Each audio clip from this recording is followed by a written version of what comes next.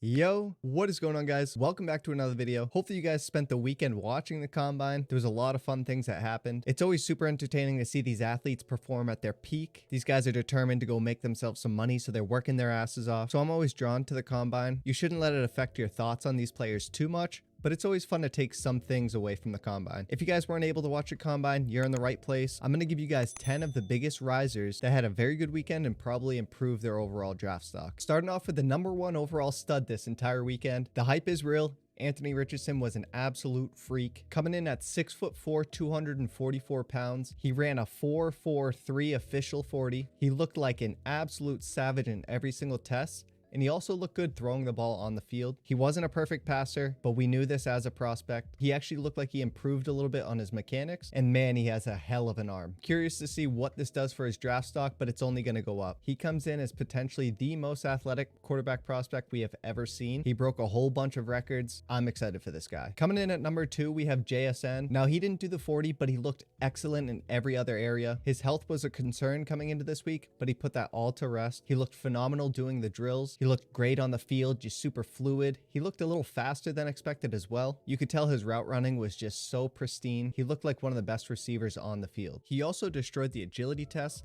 He came in as the 5th fastest in the short shuttle in the last 10 years. So if you know JSN's game, that short shuttle is very important since he's such a shifty slot receiver. So really just a plus weekend for this guy. Next on our list of risers, we have Jamir Gibbs. Now, he did come in under 200 pounds, but his BMI looks better than expected. The reason this is because he's a little bit shorter than the listed 5'11". Now, I don't know if he's going to project to a major workload in the NFL, but he does have a really good shot. If you're going to bet on an outlier, bet on someone that has a 4.36 40 and who has an elite receiving profile. I'm excited for Gibbs. He helped his draft stock out this weekend big time, and not only did he run fast and come in at a good weight and height, he looked like the second best running back on the field when they were doing the drills. His feet were quick, he was very sharp and snappy with his routes. He really didn't mess up at all, and he just looked like a fluid athlete. Now, because CJ Stroud didn't do any testing and only did on-field drills, I don't have the RAS chart for him, but he looked great. He came in at 6'3", 214 pounds. He has really good size at the quarterback position. When he was throwing to the receivers in their drills, he was by far the most accurate quarterback on the field. He was automatic. Like, you couldn't place the ball any better than he did all day long. He also showed a tremendous arm on the deep ball. He was dropping back to the 9-yard line and throwing it all the way to the 27. These were like 60, 65-yard throws, and he was just doing it with grace. It was a good weekend for CJ Stroud. I'm glad he didn't run the 40 because it would have been completely overshadowed by Anthony Richardson's crazy day. Stocks going up for these quarterbacks. Next up, we have a bit of a sleeper. Marvin Muss from Oklahoma. He was said to be a really small slot receiver, but I always knew in the back of my mind he was bigger than Josh Downs as well as Zay Flowers. They have him shoehorned in as just this deep threat, and he might just be that, but he had himself an excellent weekend. He came in at almost 5'11", 183 pounds, and he was super explosive in both the broad jump as well as the vertical. Not only that, he put up a 4.38 in the 40-yard dash. That's an elite number there. And on top of it all, during the field drills, the gauntlet, and all the routes he ran, he looked so damn fluid. He didn't look like just a burner. This guy might end up being like a thicker Tyler Lockett. I'm very excited to see where he lands, but I feel like he helped his draft stock a lot this weekend. Just when you thought Bijan Robinson's stock couldn't get any higher, he went and ran a 4.46 in the 40. That wasn't expected. I was thinking more 4.45, maybe even 4.6. I really didn't even think he was gonna run the 40,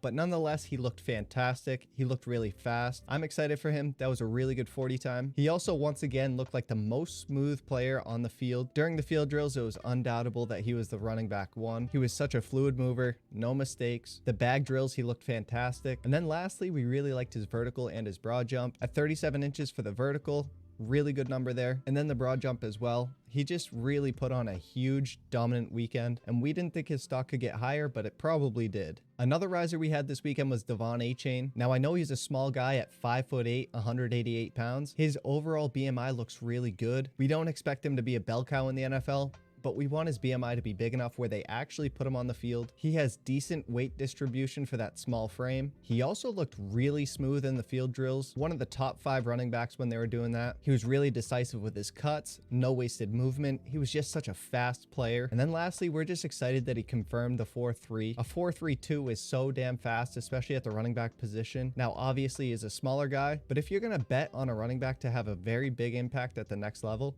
Bet on the guy that had a great college career as well as runs a confirmed 4.32. I'm excited for A-Chain. I'm curious to see what his workload looks like in the NFL. Someone's going to get a steal and they're going to land themselves an extremely explosive playmaker. The next big riser this weekend was Broderick Jones. Now, we knew he was an athletic offensive tackle, but man, he moved so damn smooth for that big body. He ran under a 5-second 40. That's really good for an offensive tackle. His 10-yard split was a 1.75. That's pretty much the threshold for the elite offensive tackles in the NFL. You want to see these tackles get out of their stances fast. A 1.75 shows that. His strength was really nice on the field. He was doing the drills where he had to block the coach out of the way, and he almost threw this guy off the field. He plays with bad intentions. He has real strength in that upper body. He just looked excellent there. All in all, he looked really good in all the field drills. He was a really good mover. He did really well in the pulling drill. He got out of his stance and he got upfield very fast. All in all, he looked like the alpha offensive tackle, and I think that just verifies what we thought. He was my offensive tackle 1, right there in contention with Peter Skoronski, but Broderick Jones probably made himself more money this weekend. Another offensive tackle was a big riser this weekend. We kind of predicted this one.